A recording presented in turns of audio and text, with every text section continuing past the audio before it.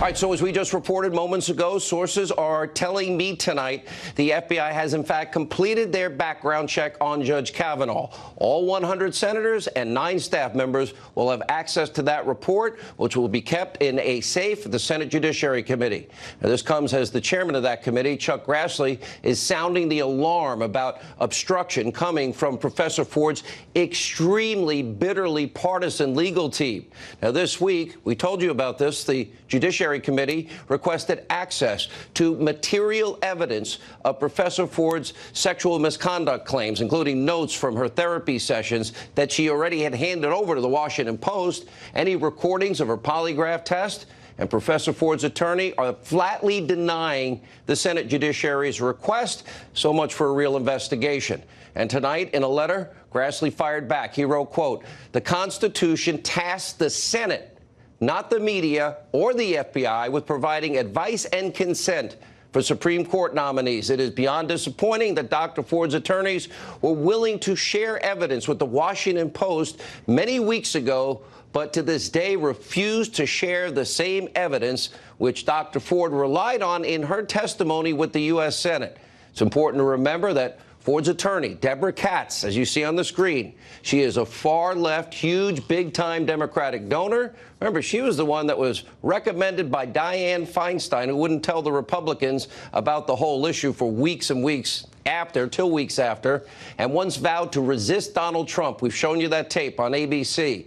Katz has not been cooperative with the committee from the very beginning, stalling whenever and however possible. And according to Professor Ford's sworn testimony, her attorneys never even released numerous and persistent attempts from Senator Grassley and Republicans to arrange an interview with Senate Judiciary investigators. Deborah Katz is not to be trusted. Her motivations, again, recommended by Dianne Feinstein, have long been political, including multiple instances where she defended Bill Clinton and creepy Al Franken from their misconduct allegations. She even made light twice of Paula Jones' accusations against Clinton, saying that Jones, she suffered no repercussions in the workplace because the incident only lasted 10 to 12 minutes. He exposed himself in front of Paula Jones, and he wanted a sexual favor. I thought Dianne Feinstein recommended a lawyer, thought this woman was supposed to be a champion of women's rights. It appears that's only true for Democratic women. And meanwhile, Professor Ford is facing some allegations of her own. In a written declaration to the U.S. Senate, a man who was Professor Ford's longtime boyfriend between 1992 and 98 is raising serious issues about her testimony tonight. During the hearing, Ford claimed to have issues with confined spaces, riding in airplanes, homes with only one door, because of PTSD symptoms surrounding her alleged sexual assault. According to her former boyfriend, whose name has been redacted, Ford never expressed these issues with small spaces. She frequently flew in airplanes to and from Hawaii, lived in a small 500-square-foot apartment with only one door, never mentioned anything about being assaulted. He also claimed that Ford once counseled a friend on how to pass a polygraph test prior to a job interview with the FBI. Claim that friend is denying. Now, remember, during Ford's testimony, she emphasized her total inexperience with polygraphs. And naturally, ABC, CBS, well, they totally ignored the story during their morning coverage. That is called bias of omission. Shouldn't shock us. Now, meanwhile, in case of just plain bias, the Daily Caller is reporting that 3 different NBC News stories on Judge Kavanaugh, 3 of them, face huge accuracy issues. By the way, Andy Lack, Tom Brokaw, are you proud of your network? Tom Brokaw, the brand you spent a lifetime building.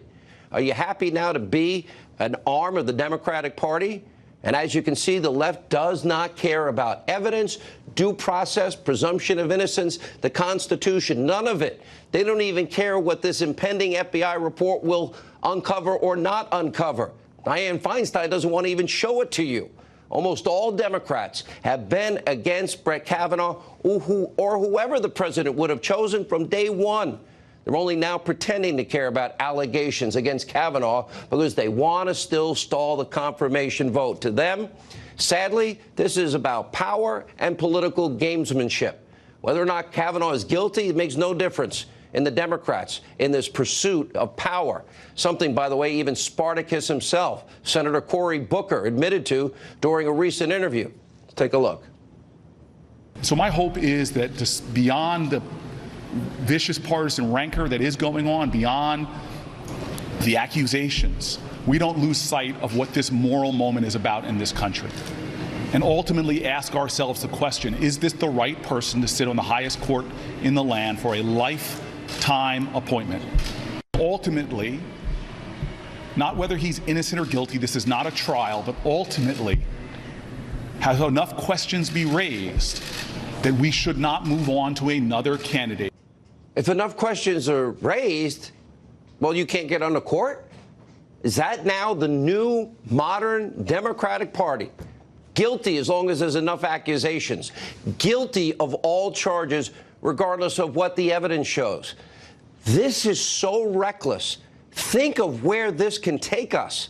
And if what Cory Booker said is the new standard, well, guess what, Spartacus? You shouldn't even be a senator based on your own standards and your own words. Remember you once bragged about your own sexual assault as a young man, writing about groping a woman in high school, even after she said no and pushed you away? Bye-bye, Spartacus. I guess it's time for you to leave the U.S. Senate in shame. Now, that's why we call them the party of smears. This is why I keep bringing up the idea of slander and lies and character assassination and family bludgeoning, all for political power, over and sacrificing the rule of law and justice, things we should all hold deeply, that should not be political. As we speak, they're doing anything and everything to stall, scared Senator Jeff Snowflake and others into voting against Kavanaugh's nomination. They're now moving the bar as much as they can. Well, maybe it's about temperament, not about what the FBI says. And now, as we predicted, their new talking point is the current FBI inquiry is being rushed. Oh, we don't trust the FBI? This despite absolutely no request from the FBI that more time is needed at all. It's all about delay. Now we're going to talk about temperament. Then we're going to talk about, well, maybe he didn't tell us exactly how much he drank, even though he said he drank a lot of beer and still drinks beer and sometimes drank too much beer. Watch this. I trust the FBI. I hope they have the latitude, the time, in order to get the job done right. The Republicans held up a seat when Justice Scalia passed away for nearly a year. So there is no reason to ram this through. There should be a full investigation of all of the allegations that have been raised and whatever other witnesses follow on as a result of the discussion or the interviews of those witnesses. The Senate should allow the FBI to pursue all the evidence and not to cap where they may go or put a leash on the investigation. The FBI is very close to wrapping its investigation. In fact, it could wrap as early as today. Does that strike you as sufficient time, or does that feel rushed? That would concern me. No, more time. We want more time. Let's change the topic. Let's talk about something else. Let's investigate this or that. Last-minute investigations. So yet, in another last-ditch effort to smear Judge Kavanaugh, destroy his family, Senate Democrats are demanding the Senate Judiciary Committee retract the following tweet, quote, "Nowhere in any of these 6 FBI reports, which the committee has reviewed on a bipartisan basis, was there ever a whiff of any issue at all related in any way to inappropriate sexual behavior or alcohol abuse. Senate Democrats revealed zero evidence over why that tweet should be redacted." And the Senate Judiciary Committee fired back, quote, "Nothing in the tweet is inaccurate or misleading. The committee stands by its statement, which is completely truthful." More baseless innuendo, more false smears from Senate Democrats. As you can see, the Democratic Party, they are the smear machine, now in full gear and a full panic. They don't want this vote. It's really despicable to watch. Think about what this means for your kids and your grandkids and the future of this country. Guilt by accusation. Enough accusations, you're done. Now, that is why they are flailing. And there's all these questions now. Oh, let's talk about his temperament. Forget the FBI report we demanded. How is someone accused? Get this. Think of this yourself. You're accused of systematically, regularly drugging young teenage girls, being involved in, well, frequent gang raping of young teenage girls. What is the proper reaction? What should the temperament be of somebody if you're falsely accused? What would you expect them to say very quietly, I'm innocent? Or do you think they would have such indignation, righteous indignation, anger, and outrage that they want to make it as clear as possible they're innocent? I think the latter is how most people would probably react.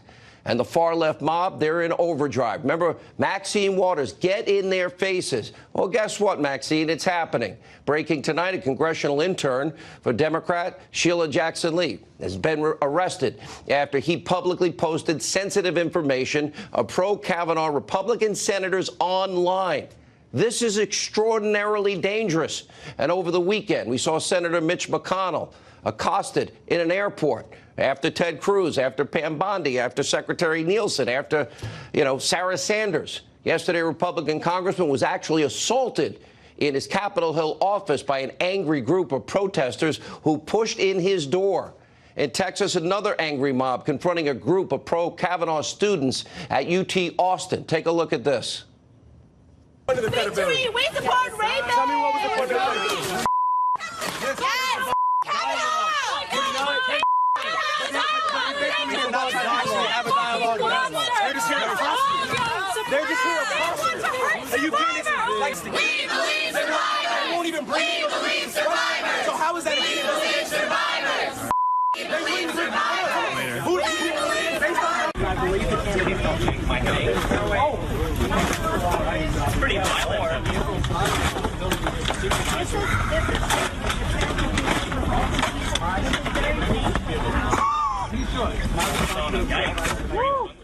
You want this kind of behavior rewarded? What do you think the outcome is? It'll be more and more radicalism, more and more allegations, make enough of them, and you get your way. Basically mob rule, no law and order.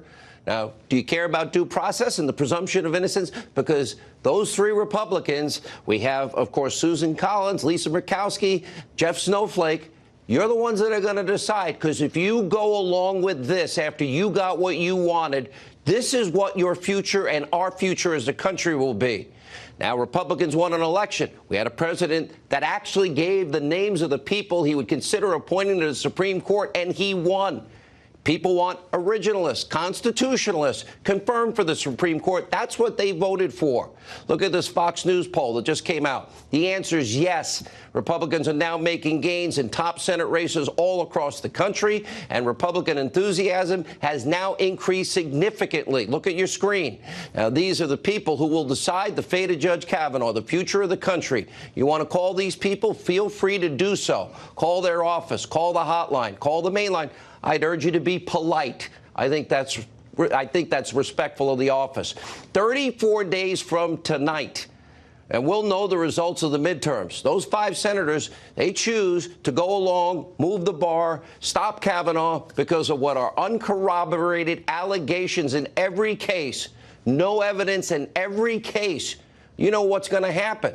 They vote against Kavanaugh, and guess what? They're up for re-election vote, and you can vote them out. This is about whether or not we want to live in a country, the United States of America, where smears are rewarded, an America where we accept character assassination on a regular basis, where we have no problem destroying political lives with no evidence, no corroboration, and it can happen to you. An America where we throw out all due process out the window. We're willing to reward this behavior. And if Lisa Murkowski, Susan Collins, Jeff Snowflake, if they try and make this about anything other than what they asked for, a limited FBI report that is now complete, I will say they have zero character or honor themselves. And they will be responsible as this happens again and again and again. Because the Democrats, they don't have a plan. Listen to any of them. What are they saying that they will do to improve the country? All you get from the Democrats is we know they want to impeach 45. They want impeachment. They want endless investigations into Trump and even Kavanaugh. If he gets on the court, they want to impeach him. They want their crumbs back. They want higher taxes. They want to get rid of ICE. They want open borders. They want leftist judges that legislate from the bench. They want Obamacare. How's that working out for you? That's their agenda in 34 nights. You head to the polls. You get to vote in House races. Take a look on your screen. See if that's your district, because if it is, it matters. And ask yourself one question. Is America better off than we were 2 years ago? You know, when you vote in one of these Senate races that you see on your screen, take note, from the economy to security and national security and trade deals and eliminating burdensome regulation, the biggest tax cut in history, and all of these things.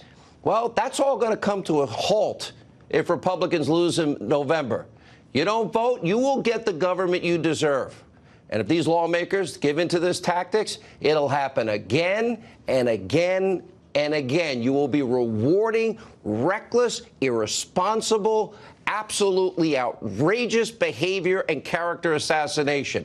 You want to be a part of that? You choose in 34 days. Joining us now, author of the